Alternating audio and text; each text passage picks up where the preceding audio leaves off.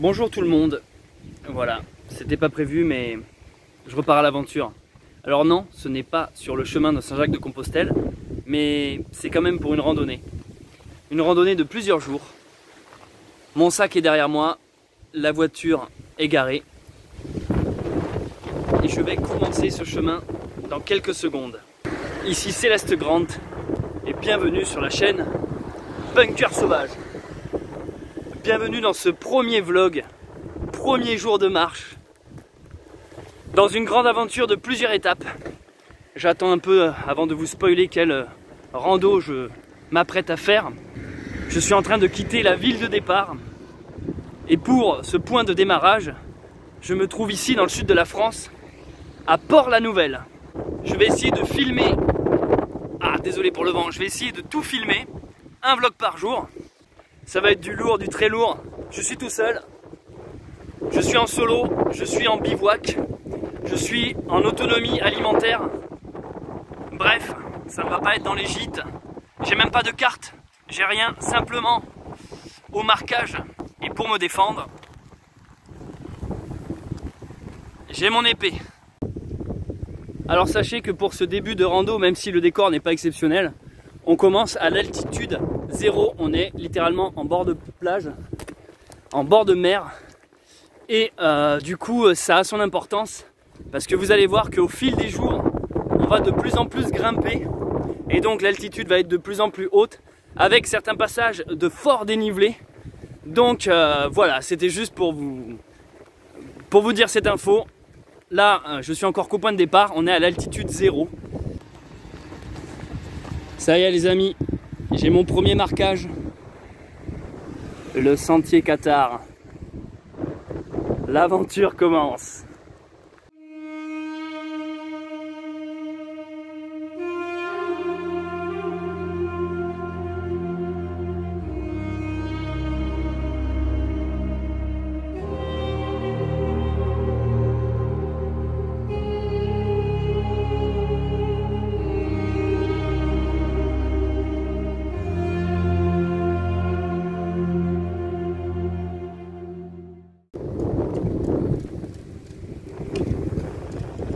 Les sentiers Qatar.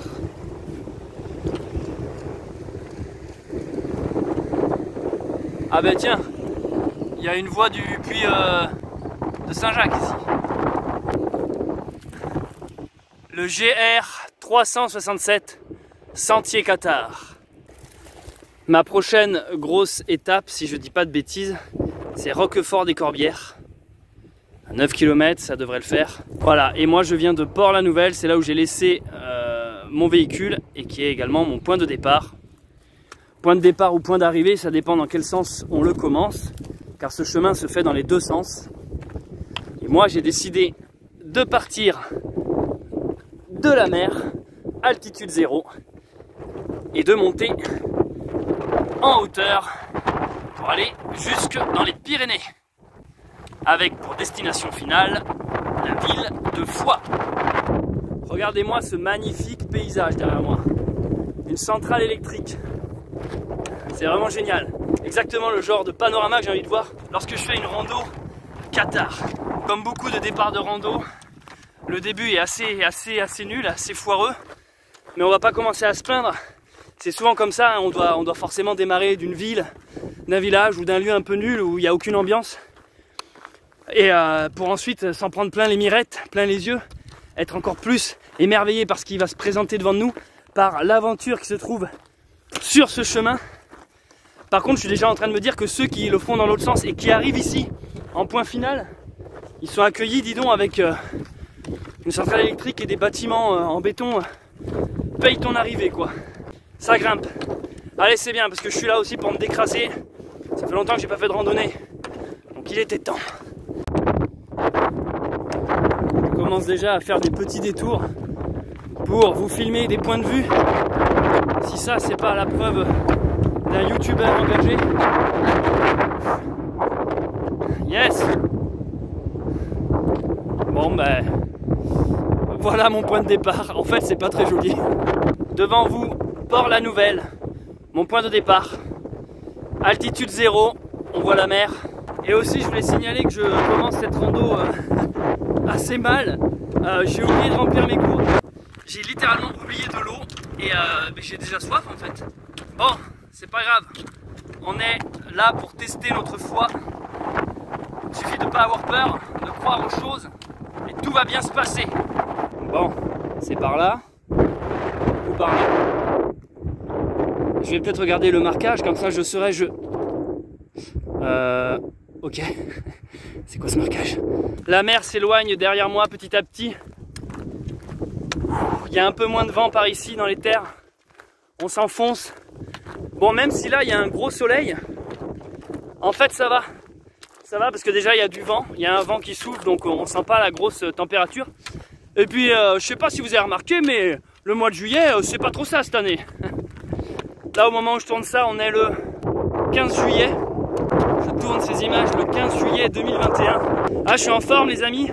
Je suis excité parce que ça fait longtemps que j'avais envie de repartir à l'aventure.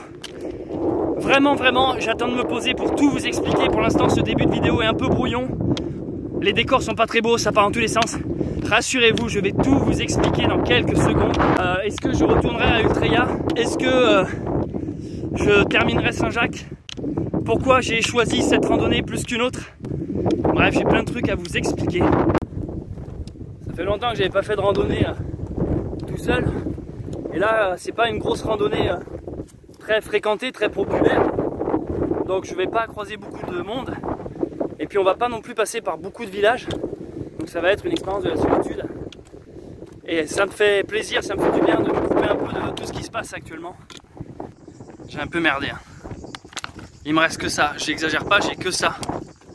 Et là je me retiens de pas boire. Putain, le mec il meurt à 1 km de sa bagnole quoi.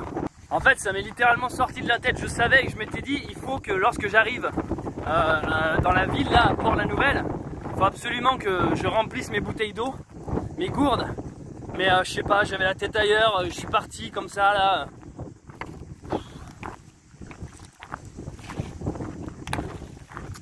Il va falloir économiser. Voici en face de vous la carte de France et je voulais un peu vous montrer voilà, où est-ce que je me situe.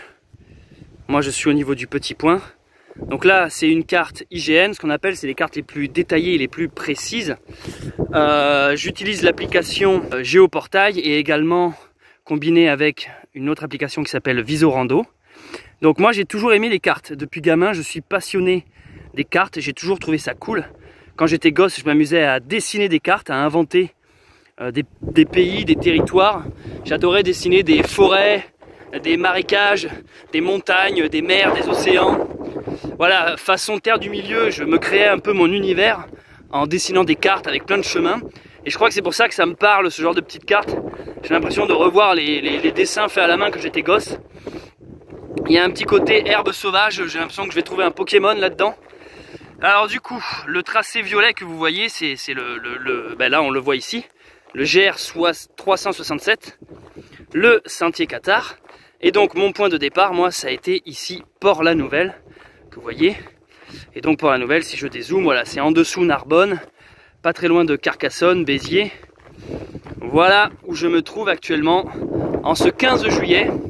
Et vous les amis, où est-ce que vous vous trouvez là-dedans? Grâce à ça, on peut repérer du coup plein de trucs qui peuvent nous être super utiles, comme des lieux de bivouac, des lieux de restauration, les efforts qu'il va falloir faire, les kilomètres. Bref, tout ça, c'est un outil, la carte, c'est vraiment un outil exceptionnel. On va pouvoir savoir l'altitude, le nombre de pas, si on va trouver des points d'eau, des abris, des villages, bref, c'est vraiment excellent. D'ailleurs là on voit les éoliennes, petites éoliennes dessinées ici. Mais le truc c'est que moi je vais principalement le faire sans carte. En fait j'ai cette carte en cas de doute, parce que je fais marquage, trait blanc et rouge que je repère, qui est dessiné un peu partout à chaque intersection. Mais vu que c'est pas un lieu de grand passage comme le chemin de Saint-Jacques de Compostelle, j'aimerais pas marcher des heures avant de m'apercevoir que je me suis gouré. Donc lorsque j'ai un doute, je me permets de regarder pour voir si je suis toujours sur le bon chemin, parce que comme je disais, vu qu'il n'y a pas grand monde, je pourrais pas croiser quelqu'un pour m'aiguiller si jamais je me suis perdu. Voilà, c'est juste une sécurité. De toute manière je l'utilise pas parce que ça me mange de la batterie de téléphone et il faut que je sois le plus économe possible sur l'énergie. En fait, depuis tout à l'heure, je marche en plein soleil et de temps en temps, je vois des genres de trucs comme ça avec des poubelles et tout. Tu te dis putain, mais c'est qui a construit ces genres d'abris un peu à l'arrache comme ça, un peu mal fait. C'est vachement moche dans le paysage. Et en fait, je viens de comprendre, je crois que c'est des trucs pour récupérer de l'eau en mode survivaliste quoi. Genre ici, la pluie ou la rosée qui coule, qui ruisselle, qui s'égoutte dans la poubelle en mode bac de récupération d'eau de pluie. Et après, ça ruisselle ici. Et là, il y a un petit puits. Et là, on met ça pour pas que ça s'évapore, parce que sinon, ici, c'est en plein soleil. Du coup, j'ai de l'eau. J'ai de l'eau, ça y est, mais alors, est-ce qu'on a envie de boire cette eau? En tout cas, je sais qu'il y a de l'eau. Parce que ça, j'en vois plusieurs depuis tout à l'heure. Mais en mode, c'est à croire qu'ils se sont dit, ouais, il y a souvent des gens qui meurent ici de soif, donc on va mettre ça. Bon, j'ai de l'eau, j'ai une paille filtrante, hein, au pire, je peux la boire. Mais cool, voilà.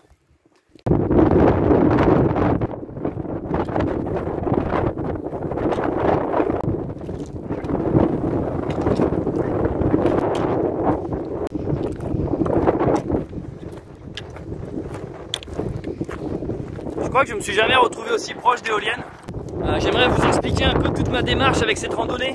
C'est pas un énième vlog, c'est pas une énième rando. Il y a quelque chose de beaucoup plus fort et de beaucoup plus symbolique derrière. J'aimerais tout vous expliquer, mais j'attends surtout de trouver un endroit où il y a un peu moins de vent. Parce que ça me semble important, ce qu'on est en train de vivre actuellement. Et j'aimerais aussi vous expliquer pourquoi, dans cette randonnée qui peut sembler banale, où on a l'impression que je filme mes vacances, en fait il y a un réel acte de résistance. Je vais tout vous expliquer.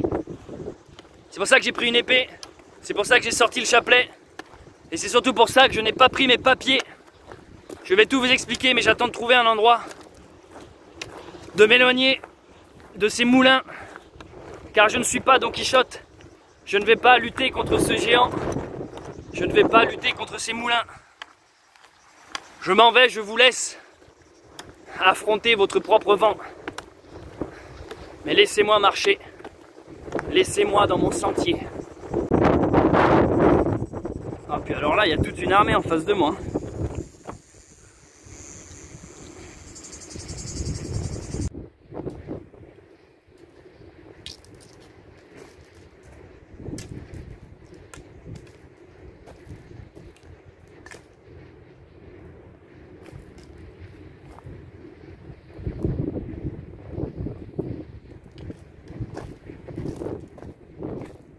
Bon, je viens de brancher un casque là, à des écouteurs pour essayer d'avoir un meilleur enregistrement parce que ça n'arrête pas de souffler, il y a du vent. Donc je ne sais pas si vous entendez toujours le vent avec les écouteurs et le micro qui est là. Je voulais juste dire que là, vu que j'ai toujours pas trouvé d'eau, je me suis permis d'arracher une petite branche de fenouil que j'ai trouvée sur le côté là. Il y en a plein partout. Donc je ne sais pas si vous connaissez, c'est un petit goût anisé. Et en fait, je le mâche depuis tout à l'heure, je le suce parce que ça me fait saliver. Ça me donne en plus un petit goût anisé qui n'est pas désagréable. Et ça m'enlève ma soif. Ça m'enlève la pâteuse, la pépille, comme on dit. Saliver, ça vous fait un peu oublier que vous avez soif. Je suis toujours en train de marcher, hein, vous vous en doutez, sur un long chemin. Cette route sur laquelle je me trouve est l'ancienne frontière, écoutez bien, Occitan-Catalogne. L'ancienne frontière qui sépare les deux pays de l'Occitanie et de la Catalogne. Et je trouve ça fou parce que c'est exactement un peu l'histoire qu'on va voir tous ensemble pendant ces vidéos, pendant ces randos. Je vais un peu vous parler de ce chemin chargé d'histoire, chargé de légendes, chargé d'aventures et chargé de spiritualité. Nous allons traverser plusieurs régions, plusieurs départements. Là, je me trouve actuellement dans l'Aude. Ici, nous ne sommes plus en France. Nous sommes en terre occitane.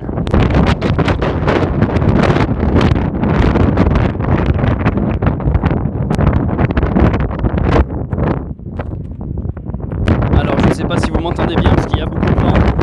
Mais là, j'arrive à un premier point de vue. Voilà, j'étais sur une sorte de plateau depuis tout à l'heure. Je pense par contre que l'avantage, c'est qu'en descendant en bas, dans la plaine, je pense qu'il y aura moins de vent.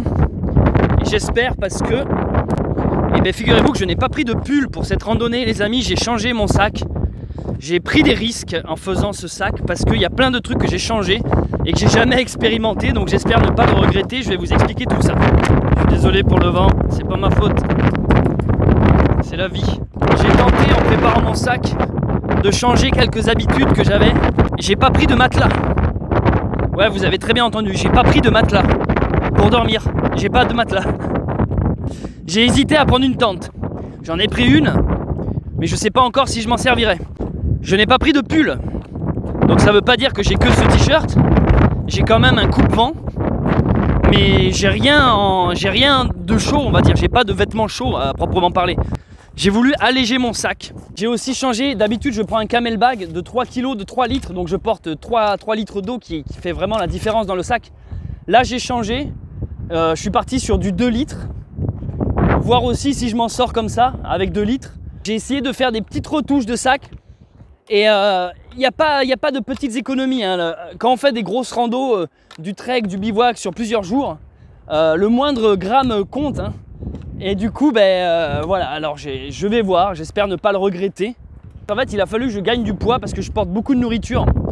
J'essaie de faire ça en autonomie. Hein. Donc, pas de resto, pas de gîte, acheter très peu de nourriture dans les villages. Essayer de voir combien de temps je peux tenir. Ah, regardez là, on est au niveau des vignes, c'est joli. Et du coup, il faut le porter, sa nourriture. Il faut la porter. Et ça m'a demandé de réaménager mon sac. Donc par exemple, vous voyez le matelas. C'est ça là. J'ai pas pris de matelas, j'ai pris un tapis de sol qui n'est pas pareil.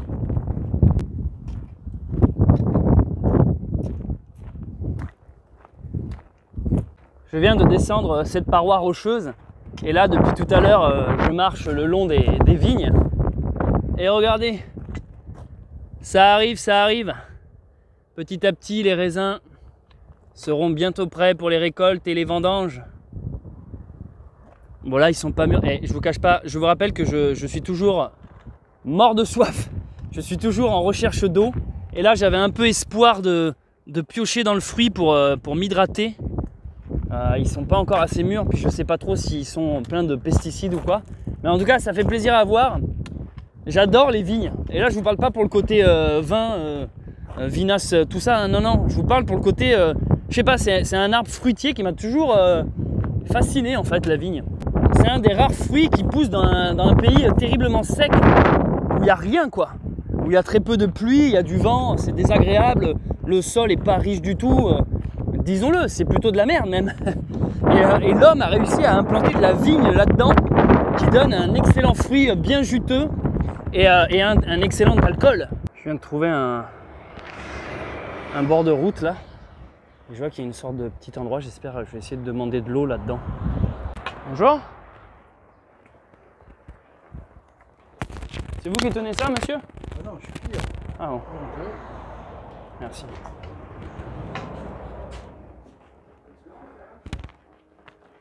Bonjour.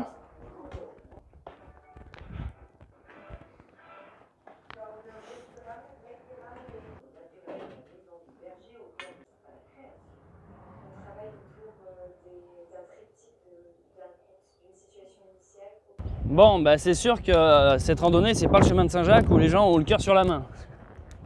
Là, ils ont l'argent dans la main. Ils ont l'argent. Tu veux de l'eau? Combien tu donnes? C'était un peu long, quoi. Il m'a dit, faut d'abord que je m'occupe des clients. Après, je vous donnerai de l'eau. T'es là, genre, oui, non, mais en fait, c'est un robinet, juste, tu vois. Je n'ai pas besoin d'acheter une vitelle, quoi. Bref, j'ai préféré me casser, du coup. C'est vrai que dans le sud, ils sont pas toujours sympas, hein.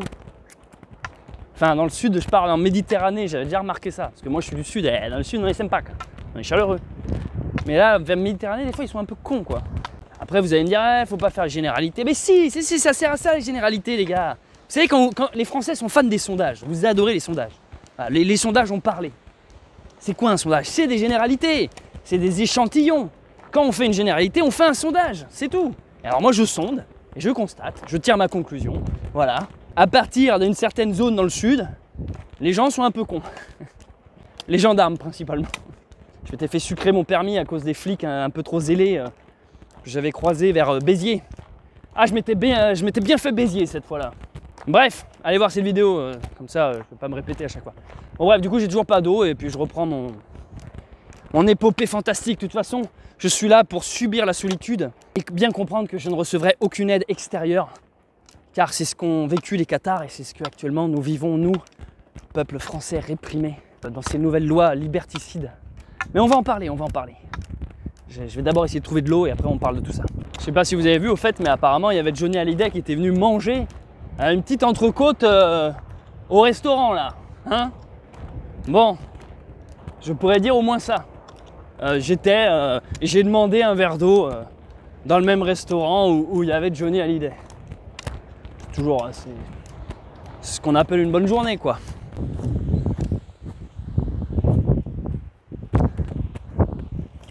Ah bah dis donc, je suis déjà arrivé. Roquefort des Corbières. Ah mais ça va, j'ai été rapide. La rando que je fais est sur plusieurs jours. D'après certains sites, il faut 12 jours. J'en ai vu sur d'autres, c'était plus du 14-15 jours. Bon bref, de toute façon, moi je fais à mon rythme. Mais moi là, j'ai encore un peu d'énergie, il n'est pas trop tard. Donc je propose de continuer. Et pour information, la randonnée que je fais comptabilise au total à peu près 250 km. Voilà. Petite mise à jour, en fait je viens de vous dire des grosses bêtises. C'est pas du tout mon étape. J'ai confondu, ici tous les villages s'appellent machin bidule de Corbières. En fait là je suis à Roquefort de Corbières et je dois aller moi à un truc qui s'appelle Durban-Corbières. Durban. C'est pas du tout ici. Je suis même pas à un tiers du chemin. Je me disais putain mais pourquoi j'ai été si rapide? Ah oui, en fait je suis pas du tout arrivé. Je suis même pas à un tiers du chemin de l'étape officielle.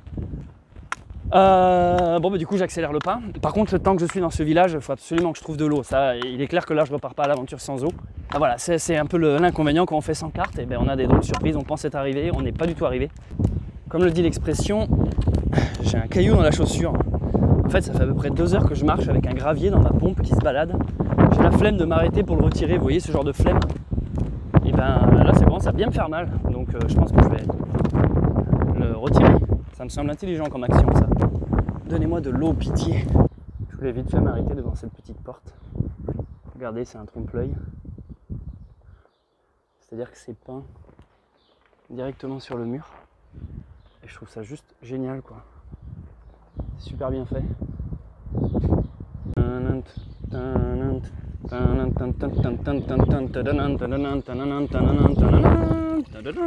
Oh non potable, je me suis fait avoir, mais c'est pas grave, je suis survivali.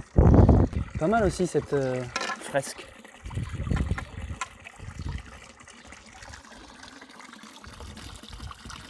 Il était fatigué lui. Lui, il imagine déjà tout l'alcool qui va picoler là, juste du bonheur. Bon, qu'est-ce que je fais? Je prends cette eau pas potable ou j'attends de trouver espoir de l'eau potable? Ah ben, cette blague. Je suis en train de retirer mes graviers qu'il y avait dans la chaussette, enfin dans la chaussure. Et je voulais vous parler de quelque chose pour cette randonnée. Quelque chose que j'ai envie de faire depuis un petit bout de temps. En fait, je vais marcher pieds nus maintenant. Je vais continuer cette rando pieds nus. À l'ancienne. Voilà, je viens de remplir mes 2 gourdes. Je sens la différence dans le sac là. Ici là. Et du coup de l'autre côté, j'ai attaché mes chaussures parce que du coup vous vous en doutez, je vais faire cette rando pieds nus. J'espère ne pas le regretter, mais aucune raison que je le regrette. Voilà, mes chaussures me serviront de pot de fleurs dorénavant, tels ces sabots de bois. Pour l'instant ça va, je suis sur du bitume. On en reparle lorsque je serai sur les roches brûlantes.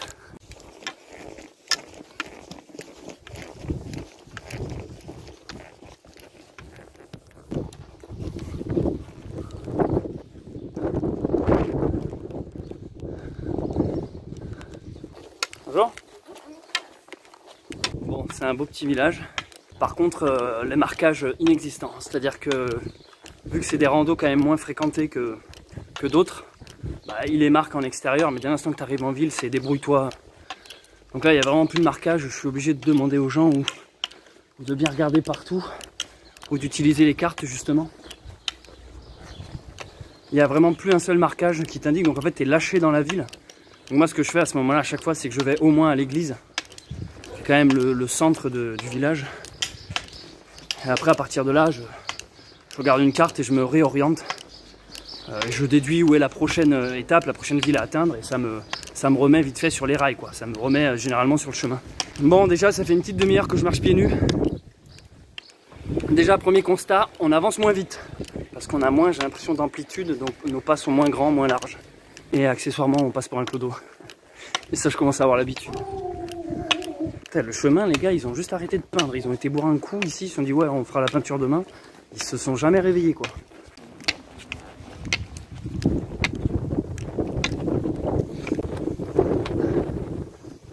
Oh, ça sent bon, ça. J'espère vraiment que c'est par là, parce que je suis en train de me péter les pieds, sinon. Ah oui, il y a un marquage, là.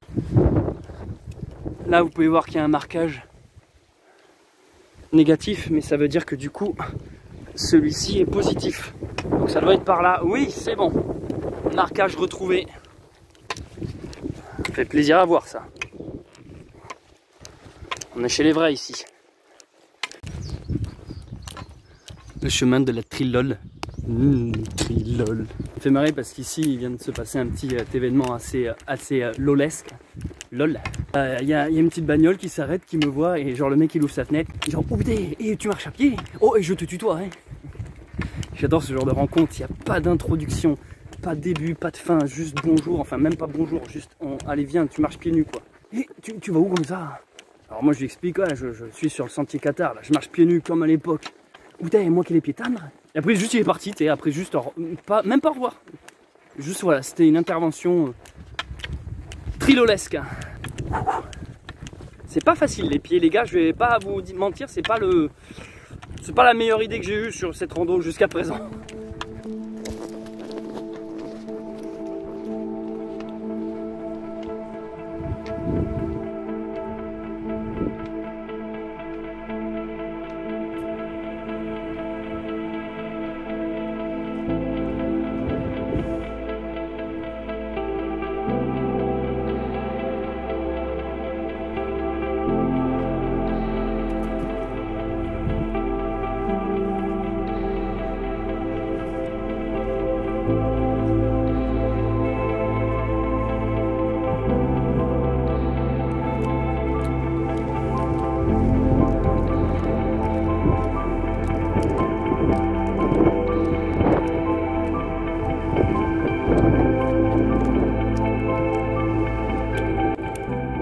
C'est joli là, je vous cache pas qu'il y a une superbe ambiance apaisante.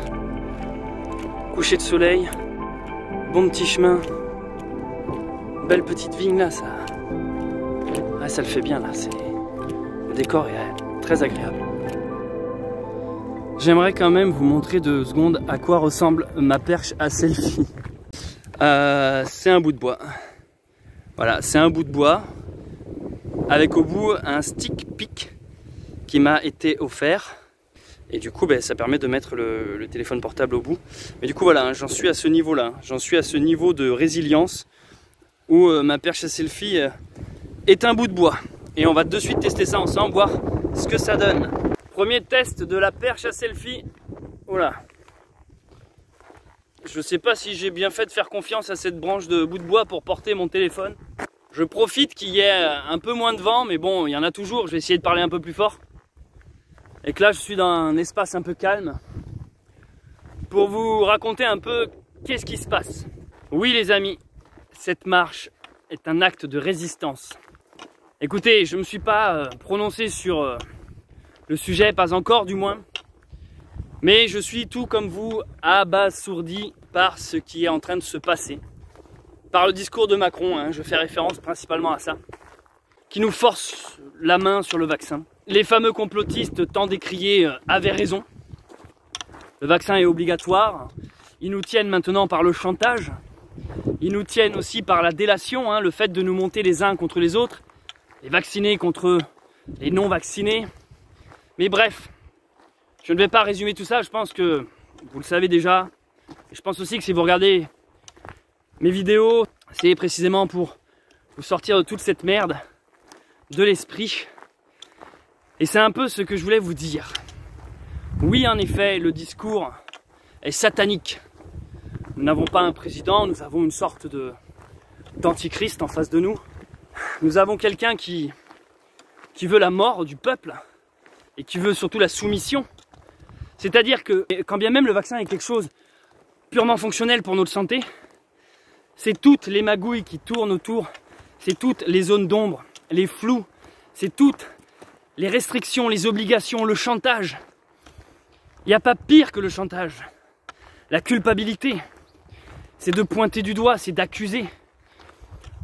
C'est une injustice totale. Je suis tout comme vous, révolté. Je ne vous cache pas qu'une part de moi en veut à tous ces blaireaux déjà vaccinés. Parce que je me dis, mais en fait, c'est à cause de vous. Parce que vous donnez de l'eau à leurs moulins qui continuent à penser qu'ils sont indestructibles en haut de leur pyramide. Mais je pense que tout ça nous dépasse. Je pense qu'ils sont... C'est pas une histoire de politique, c'est pas une histoire d'argent, ça va beaucoup plus loin que ça. Moi je vous parle sur un plan spirituel.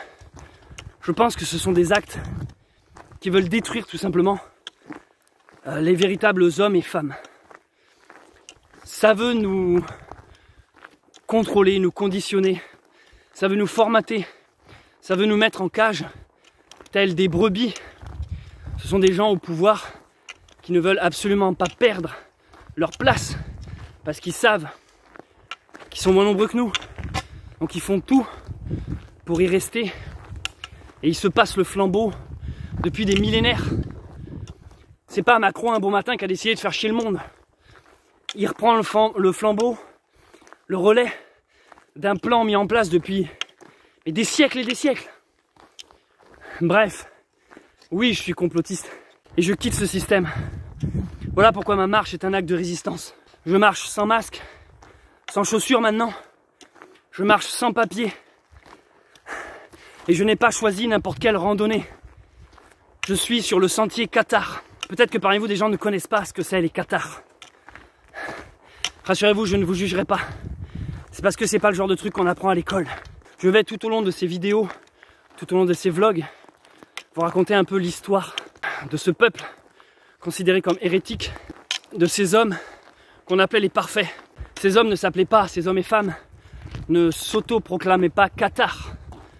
Ça a été encore un mot des gens au-dessus pour les dénigrer, pour se moquer d'eux. C'était quelque chose de vulgaire, un Qatar. Qatar vient du grec, qui veut dire pur. C'était une manière un peu méprisante de dire ah oui, les parfaits, les purs là, les Qatars. Ces hommes et femmes se dénommaient entre eux les bons hommes ou les bonnes dames. On les appelait les parfaits parce qu'ils essayaient d'avoir un mode de vie hors du système, un mode de vie simple et pur, un retour à la nature et aux choses simples. C'est une branche, c'est un dérivé, on pourrait appeler ça une sorte de... Enfin, c'est comme ça qu'ils ont été catalogués en tout cas, une sorte de secte. C'est un clan à part qui s'est détaché de l'église romaine, du christianisme. Je vous parle de ça, c'est dans les années 11e siècle, hein, dans les années 1000, Moyen-Âge. Le monde dominant était un monde chrétien. Et d'ailleurs, à cette époque-là, ici, nous n'étions pas en France, on était dans le Languedoc, en Occitanie. Et en gros, ce sont des gens, des penseurs, des philosophes, des intellectuels, qui se sont posé les bonnes questions et qui se sont rendus compte que le pouvoir mis en place était un pouvoir drôlement corrompu. Que l'église, le pape, ne ressemblait plus à l'église d'antan, une église simple et pure, qui prônait une certaine forme de pauvreté et de don de soi, comme dans les textes bibliques de Jésus-Christ, le Nouveau Testament. Les Qatars se sont rendus compte que l'église s'enrichissait sur le monde en fait, sur les taxes, les impôts, et qu'ils avaient une sorte de pouvoir despotique, même sur les plans politiques. Et si vous voulez, il y avait deux grosses forces qui gouvernaient tout ça. Il y avait donc le pape Innocent III et le roi de France. Et les Cathares, en gros, c'est un petit groupe de résistants. Dans les années 1000, 1100, 1200, se sont dit, mais nous, on n'est plus d'accord avec tout ça. On ne veut plus toute cette merde-là. Toutes ces guerres, toutes ces croisades. Ce pape et cette église qui ressemblent plus à rien, qui ont dérivé, en fait, qui sont devenus fous. Et à partir de là, il y a eu une chasse à l'homme, une chasse à la sorcière. Il y a eu une croisade, non pas en Terre Sainte, non pas en Jérusalem, mais une croisade envers les albigeois. C'est comme ça qu'on les appelait à l'époque, non pas les Cathares, les croisades albigeoises, pour éclater tous ces hérétiques. Ils remettaient en cause, en question, la religion. Et ça déplaisait au pouvoir mis en place, parce que les gens de la haute sentaient le peuple grouiller, se réveiller, s'énerver. Ils se disaient, mais en fait, c'est en train de prendre de l'ampleur. À la base, cette petite pensée qui venait d'un petit groupe d'intellectuels, de philosophes, s'est répandue dans toutes les régions du Sud. Le vicomte de Toulouse, de Béziers, de Carcassonne, tout le sud de la France commençait à trouver finalement cette philosophie de vie, parce que c'est ça le catharisme. On appelle ça une religion, hein, le catharisme. C'était un petit bébé inattendu du christianisme. Ce serait un peu l'équivalent actuellement des protestants. Sauf qu'à l'époque, ils voyaient ça d'un mauvais œil. Ces genres de dérives sectaires. Et c'est exactement, on est en plein dedans. Les vax et les anti-vax. C'était ça les Cathares.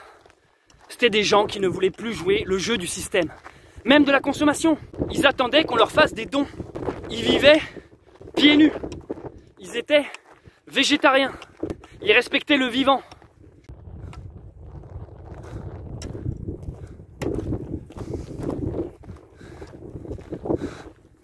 Le soleil est en train d'aller se coucher. Je viens un peu de visionner ce que j'ai tourné là avec ça, la perche à selfie, c'est pas possible.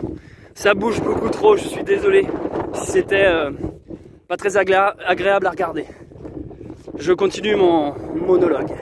Je disais donc que les Cathares trouvaient que les sacrements de l'église étaient beaucoup de rituels inutiles et par ça j'entends le baptême, l'hostie, la confirmation, la communion. Eux, ils en avaient qu'un seul, qui s'appelait le consolamentum. C'était une manière de devenir un parfait. Une forme de rejet de la société mise en place, du gouvernement politique et également de l'église qui s'était bien trop éloignée de ce que les Cathares estimaient être la véritable religion. Je vous détaillerai plus tard dans ces vlogs leur concept précisément et leur vision du monde, parce que ça ne se résume pas juste à marcher pieds nus et être végétarien. Ils avaient une vision, ce qu'on appelle dualiste. Pour résumer, c'est tout ce qui est matière est impur et tout ce qui est immatériel et spirituel est pur, ce qui implique que ce monde qui nous entoure est en réalité une prison pour nos âmes et qu'il faut donc s'en détacher. C'est pour cette raison que les Cathares avaient un courage qui s'est retrouvé dans très peu de peuples et de tribus et de religions. C'est qu'en fait, ils n'avaient tout simplement pas peur de la mort, car c'est l'unique chose qu'ils attendaient, la libération. Du coup, ces mouvements de pensée, comprenez bien que ça réjouissait personne là-haut, dans le nord. Les gens se disaient, mais c'est quoi ces petits Gaulois réfractaires en bas là qui nous cassent les couilles, ces genres de premiers hippies, vous voyez, c'était un peu les premiers babos quoi. Pieds nus, à rien branler de la journée, et juste à être des sages en fait, les parfaits. Les parfaits, c'était le genre de gars qui marchaient sur le bas-côté du chemin en toge, et qui te conseillaient, qui te disaient, écoute, qui te donnaient des conseils de vie pour des sages, des philosophes, des sages. C'était des parfaits. Et les gens, pour les remercier, leur donnaient à manger, à boire, leur offraient le gîte, le couvert. Et ça dérangeait. Ça dérangeait. Et du coup, comme je l'expliquais un peu plus tôt, il y a eu une énorme croisade contre eux pour les exterminer. Je vais détailler tout ça dans des futures vidéos. Mais globalement, c'est Game of Thrones le truc. C'est Game of Thrones et je suis loin de la réalité. Les rois, des trahisons, bidule qui se fait couper la tête, le fils qui devient roi, mais machin bidule qui couche avec truc. à Léonard d'Aquitaine qui va avec les Anglais, Montfort, un mec qui revient des croisades, un peu déprimé, qui décide d'éclater tous les Cathares. Mais en fait il y avait quelque chose d'assez étrange dans cette guerre, dans cette chasse aux Cathares, c'est que c'était des chrétiens qui venaient tuer d'autres chrétiens. Des chrétiens qui pensaient différemment, mais ça restait quand même des chrétiens. Et c'est ça qui a été littéralement un bain de sang. Donc il y a eu plusieurs prises de ville, hein, le massacre de Béziers. C'est de là que d'ailleurs vient la fameuse phrase que je dis tout le temps, Dieu reconnaîtra les siens, tuez-les tous. Dieu fera le tri, prononcé par Amaury. Bref, c'est une véritable histoire fascinante. J'ai toujours aimé l'histoire des Cathares. J'ai découvert ce peuple-là, ce peuple cathare, avec une BD dans une brocante. Lorsque j'étais plus jeune, j'étais à Toulouse pour mes études après mon bac. Et ça fait mal aux pieds là. Et du coup, un jour, je suis rentré dans une vieille brocante où ils vendaient des livres. Et là, je suis tombé sur une bande dessinée. Ça s'appelait de mémoire Alric le Cathare, un truc comme ça. Et je connaissais pas du tout, moi. Et en fait, ce qui m'avait juste fait marrer, c'est que ça se passait à Toulouse, au Moyen-Âge.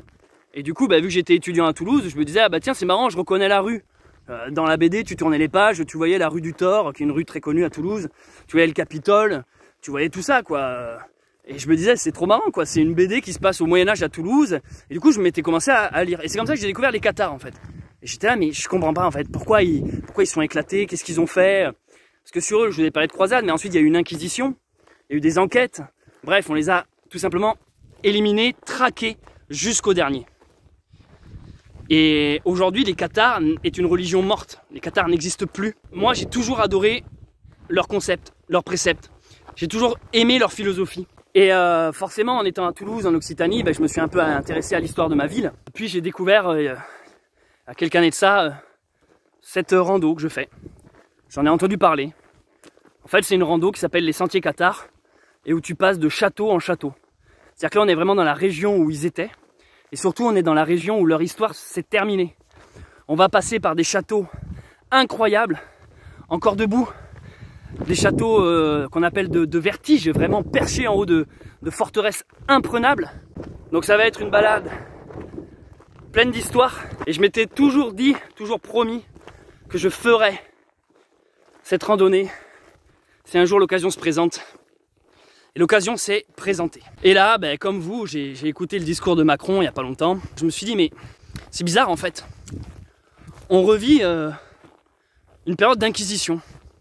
On revient un truc où les gens là-haut du Nord, à Paris, prennent des décisions pour nous. Les gens des campagnes, le petit peuple, ils viennent jamais voir ce qu'on fait vraiment, qui nous sommes. Ils essayent de contrôler ce qui se passe autour d'eux, en prenant des décisions générales pour tout le monde, sans se préoccuper si nous, ça nous concerne vraiment. Est-ce que ici, vous croyez que j'ai besoin d'un masque et d'un vaccin? Et ils ont décidé maintenant de nous monter les uns contre les autres, exactement comme les chrétiens devaient aller chasser d'autres chrétiens, les hérétiques cathares. Maintenant, nous avons les vaccineux qui doivent venir chasser les anti-vax, de gré ou de force. Ils veulent nous soumettre et on est obligé de quitter le système. Dans cet acte où la politique et le pouvoir mis en place vient tuer quelque chose qui les dérange, voilà, vient tuer les anti-vax, les complotistes, les survivalistes. Ils veulent absolument nous forcer à tous nous faire vacciner pour nous tuer à petit feu, hein, c'est ça le vaccin, les gars. Je me suis dit, non mais, j'ai besoin de souffler là. Parce qu'à la base, moi je voulais faire le chemin de Saint-Jacques-de-Compostelle. Vous le savez, je ne l'ai pas fini mon chemin de Saint-Jacques-de-Compostelle. L'année dernière, à la même période, je faisais le chemin de Saint-Jacques et j'avais déjà dû m'arrêter en Espagne après plus de 40 jours de marche. Parce qu'il y avait des risques de second confinement, j'avais pas envie de rester bloqué en Espagne, machin bidule. J'ai arrêté mon aventure. Je m'en suis voulu. J'ai attendu 1 an, tout l'hiver à me préparer, à me dire dès l'instant qu'il fait beau, je vais terminer mon aventure sur le chemin de Saint-Jacques-de-Compostelle. Mais je ne peux pas. Les frontières sont fermées. Il faut se faire un test PCR, je n'ai pas envie, je n'en ai pas fait, je n'en ferai pas. Et maintenant, il va y avoir le pass sanitaire. Comme vous, j'ai pété un câble. Je me suis dit, j'en peux plus de ce système. J'ai quitté le bar que j'ai monté, Ultria là. Même ça, je m'en bats les couilles. J'ai dit, allez tous vous faire foutre. Non, mais je vous rassure, le bar va bien, Alice s'en occupe, hein, j'y retournerai. Mais c'est juste que j'avais besoin de souffler. Du coup, j'ai pris un sac à dos. Et j'essaye de faire un parallèle avec 1000 ans en arrière, ce qui s'est passé au Moyen-Âge, où ce grand nord vient affronter le sud, où il y a quelques petites zones de résistance encore. Heureusement, tout le monde n'est pas vacciné. Et heureusement que même parmi les vaccinés, beaucoup ne cautionnent pas cette méthode de forcing, de chantage. C'est un enfer, c'est un enfer.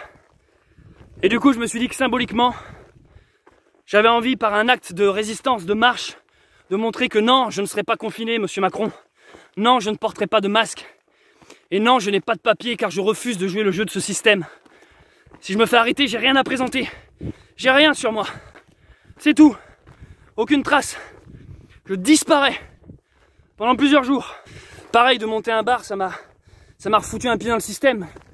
Et je me suis rappelé pourquoi j'avais détesté ce putain de système que j'avais quitté quelques années plus tôt.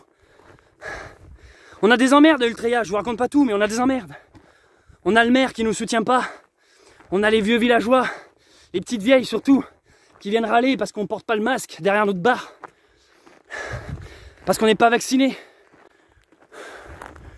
Elles sont mécontentes de voir leur petite place de l'église reprendre vie. Ça y est, j'ai déjà eu un contrôle de gendarme là-bas aussi. Bref, en voulant bien faire, en voulant monter un lieu chaleureux, accueillant, je me suis confronté à un truc que j'avais oublié, qui s'appelle simplement l'État, le système et les sous-merdes. Je les avais oubliés. On les oublie parce que dès l'instant qu'on est perdu, oh, dès l'instant qu'on est perdu, on oublie toutes ces têtes de cons qui sont nombrilistes et qui regardent que leur bide là, en pensant que le monde tourne autour d'eux. Vaccin, pas vaccin, anxiété, peur, crainte, angoisse. Ils nous dominent par la peur et le stress. Ne vous laissez pas avoir. Je fais ce chemin pour montrer mon ras-le-bol, mon détachement du système. Exactement comme une grève de la faim, c'est ça que j'essaie de vous dire. Vous savez, ces gens qui d'un coup disent « Ah, je suis pas content, grève de la faim », tu vois, ils s'automutilent, ils s'infligent quelque chose, un malus, pour contester. C'est ça en fait, je fais pas une grève de la faim, mais c'est manière de dire que je fais cette rando qui me paraît chargée d'histoire, les cathares qu'on a éclatés pour des raisons injustes parce que ils avaient tout simplement une pensée un peu plus intelligente et un peu plus éveillée que le reste des moutons. Parce que c'est ça finalement les cathares, les amis. Les cathares, on les a cramés, pourquoi? Parce qu'ils étaient cultivés, c'est tout. Ils réfléchissaient, et ça ne plaît pas aux forces supérieures, vous comprenez? Religieux ou politiques, ça leur plaît pas. Les dissidents, ce qu'ils appellent. Du coup, ils nous attribuent des étiquettes. Fachos, extrémistes, complotistes. Ils essaient de vous faire peur. Je suis pas là pour vous angoisser encore plus. Je suis là pour vous montrer que l'histoire se répète. Mais regardez, 1000 ans plus tard, on parle encore d'eux. 1000 ans plus tard, un petit youtubeur nommé Céleste marche sur leurs pas, marche sur leur sentier, refait vivre l'Occitanie. 1000 ans plus tard, il existe encore un cathare, le dernier des cathares.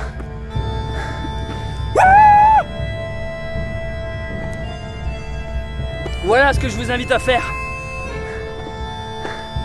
Barrez-vous du système. Perdez votre boulot. On s'en fout de votre salaire. Les aides-soignants qui veulent pas se faire vacciner, n'allez plus bosser, on s'en branle. Vous avez peur de pas payer votre appart pourri? Pas grave, le payez pas. Qui vous envoie les huissiers, vous vous en battez les couilles. Soyez libres, vivez dans la lumière, la paix et l'amour. Vous avez un crédit, vous avez des enfants. Comment les nourrir? Allez voler dans les magasins. Luttons et surtout ne vous soumettez pas. Vous avez faim, vous avez soif, servez-vous. Et surtout, ne vous laissez pas abattre par la vague qui arrive. Ne pensez pas que vous êtes seul. Ils veulent nous isoler chacun dans notre coin. Moi j'ai un pote qui est à Toulouse.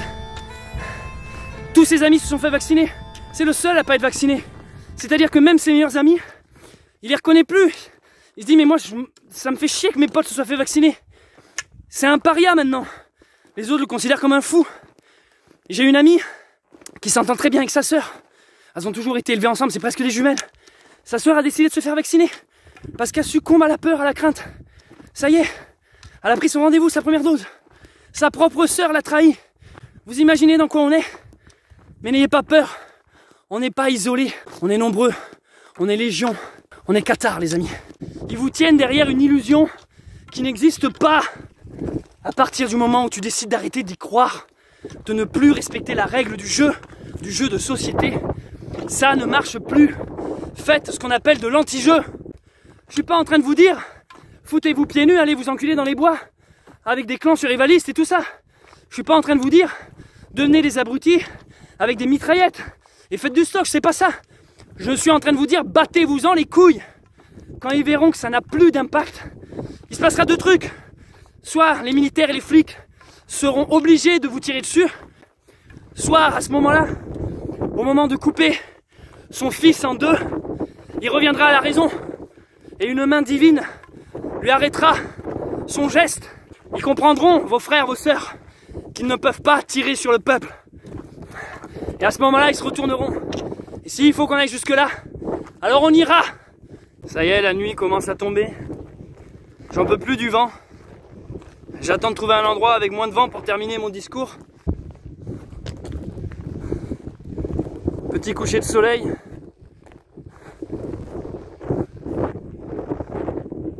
Dans les plaines venteuses.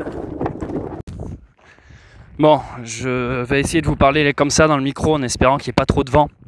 Je peux pas faire autrement, je suis désolé, il y a vraiment beaucoup de bourrasques. Depuis tout à l'heure, j'attends de trouver un espace avec beaucoup moins de vent pour continuer ce que j'ai à vous dire. Mais bon, j'ai l'impression que c'est encore dans longtemps. Donc je préfère tourner ça maintenant tant qu'il y a encore un peu de lumière. Il y a la lune là-haut. Bref, beaucoup de vent. J'espère que vous m'entendez bien comme ça, je parle dans le micro là. Ce que je voulais vous dire les amis, c'est de ne pas déprimer. Voilà, de ne pas déprimer, de ne pas vous laisser abattre car c'est un pas de plus que vous leur laissez faire alors que rien n'est encore joué, rien n'est encore gagné. Parce qu'en effet, Macron avait raison sur un seul point, nous sommes en guerre. Oui les amis, nous sommes en guerre, sauf que je vais vous dire notre arme à nous. C'est le nombre déjà pour commencer, le nombre, nous sommes beaucoup plus nombreux que eux. C'est l'intelligence d'une réflexion en fait, hein, et d'un refus d'obtempérer, non pas juste pour faire chier le monde, mais parce qu'on sent que ça pue l'embrouille. En fait, actuellement, vous utilisez ce qu'on appelle votre instinct de survie. Vous êtes sur une chaîne qui s'appelle Bunker Sauvage. Je suis là pour prôner le retour à la nature et à votre état animal primitif, mais dompté, pas le mec qui sait pas se tenir quoi, pas le gogol qui saute sur tout ce qui bouge et qui se branle dès l'instant qu'il voit une fille. Non, je vous parle du véritable homme, de la véritable femme. Voilà, l'homme connecté à la nature, le celte, le druide, le païen, le gaulois, vous voyez ce que je veux dire? Bref, notre seconde arme, comme je disais, en plus du nombre, c'est, les amis, la foi. Et c'est ce qui vous manque. On est dans un monde régi par la peur.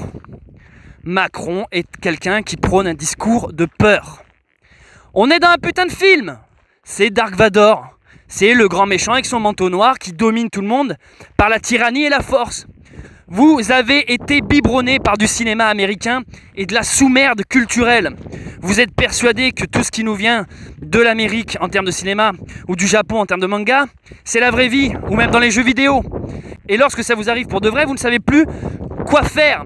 Les amis, là on n'est pas dans un jeu vidéo, on n'est pas dans un film, c'est la réalité. Le grand méchant est là avec son armée, son équipe. C'est une preuve d'un abus de pouvoir, d'une autorité, c'est une preuve de soumission. Si vous acceptez de vous faire vacciner sans aucune rébellion, mais vous imaginez jusqu'où ça peut aller derrière? Ce que je ne refuse pas le vaccin, ou je dis pas qu'il est bien ou mauvais, c'est la manière de nous amener tout ça qui est terriblement malsaine et mauvaise. Il vous régit par la peur. Et qu'est-ce qui s'oppose à la peur? Je vous le dis, je vous le donne dans le mille. La foi est ce qui s'oppose à la peur, c'est le mot contraire. Quand je vous parle de foi, ça ne veut pas dire croire en un Dieu, croire en une religion quelconque, c'est pas ça. C'est cette petite voix qui est en vous qui vous dit « mais je sais que j'ai raison ». C'est votre instinct. C'est ce truc où tu te dis « mais en fait je sais que Dieu reconnaîtra les siens justement ». Ça ne sert à rien d'avoir peur. L'opposition à la peur, c'est la foi. Ce qui s'oppose également à la foi, c'est le doute. À partir du moment où vous doutez, vous ouvrez une porte pour la peur. Vous allez me dire, oui mais c'est facile de dire ça, c'est facile. On peut pas être comme toi tous, à tout balancer, à se dire oh, on s'en fout de tout, on s'en fout de tout. Mais si, tout le reste c'est de la merde. Vous vivez dans un monde d'illusions, entouré de problèmes qui n'en sont pas. C'est quoi le principe même de la vie si on revient aux bases? Manger, dormir, boire, faire des enfants. Fin de l'histoire. Vous devez procréer et même ça c'est pas une obligation. Les Cathares par exemple se refusaient la procréation. Pour eux c'était remettre une âme qui est dans le ciel, la rappeler sur terre et donc la faire souffrir. Donc même eux ils s'interdisaient les actes sexuels. Ah c'était des bons les Cathares hein. Les gars, ils étaient purs. C'est pour ça qu'on les appelle les cathares, les parfaits, les bons hommes. Ils en avaient plus rien à foutre. Ils voulaient juste passer sur terre et puis retourner très vite dans les cieux, dans un monde immatériel. Bref, je vous demande pas d'en arriver à cet extrême-là. Ouais, parce que faire l'amour, ouais, c'est pas mal quand même. Arrêtez d'avoir peur et ne laissez plus la place au doute. La foi, ayez la foi. Qu'est-ce que c'est quand on vous parle de la foi? Ça veut dire quoi ce putain de truc, la foi? La foi, les amis, c'est cette petite croyance où en fait, au fond de nous, on l'a dès la naissance. C'est ce petit amour, c'est cette flamme qui vacille en nous et que le monde extérieur essaye de nous souffler dessus telle une bougie sur un gâteau d'anniversaire. La foi, c'est cette petite flamme qui est à l'intérieur de nous qu'il ne faut surtout pas perdre. Et le problème, c'est que vous l'avez tous perdu. Oui, toi qui m'écoutes, toi qui regardes, qui me prends pour un demeuré qui est en train de me mépriser et de me juger, je m'en branle. C'est ça la grande différence entre toi et moi. C'est que j'en ai rien à taper de ton avis. Parce que moi, aujourd'hui, je suis là. Et toi, t'es où, pauvre con? Tout le monde va essayer de vous souffler sur cette petite bougie qui est à l'intérieur de vous, sur vos croyances, sur qui vous êtes, sur vos convictions. Battez-vous pour votre famille, vos amis, et battez-vous pour vous-même. Luttez, ne laissez pas s'éteindre la lumière dans l'obscurité. Macron et toute sa clique, il n'y a pas pire race que les gens qui vous font culpabiliser et qui vous dominent par la peur. Wouh! Je parle beaucoup. Bref, j'ai aussi oublié de parler que ce sentier cathare que je suis en train de faire est un sentier, bon, vous l'aurez compris, historique, chargé de force, d'énergie, et chargé aussi d'histoire ésotérique, chose que j'adore. Ici, c'est passé aussi la quête du Graal et le trésor des cathares. Bref, on parlera de tout ça dans plein d'autres vidéos, parce que je ne veux pas rendre celle-ci trop lourde. Oui, on va passer dans des châteaux, et on va chercher le Graal, les amis.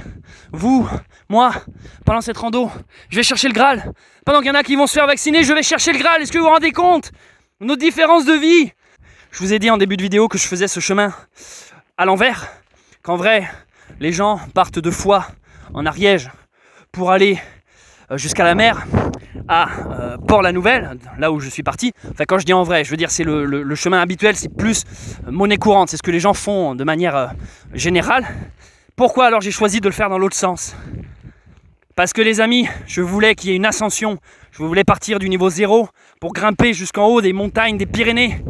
Je voulais qu'il y ait une grimpe, un effort. Je voulais pas être dans la descente et la facilité. Mais c'est pas seulement ça. Est-ce que vous comprenez quelle est ma destination finale? Le nom de la ville où je vais? Foi. Ça me paraît tellement clair et évident. Je vais à la recherche de ma propre foi, les amis. Symboliquement, c'est très fort pour moi. Je termine mon chemin des cathares dans une ville qui s'appelle Foix. Je peux pas être plus clair.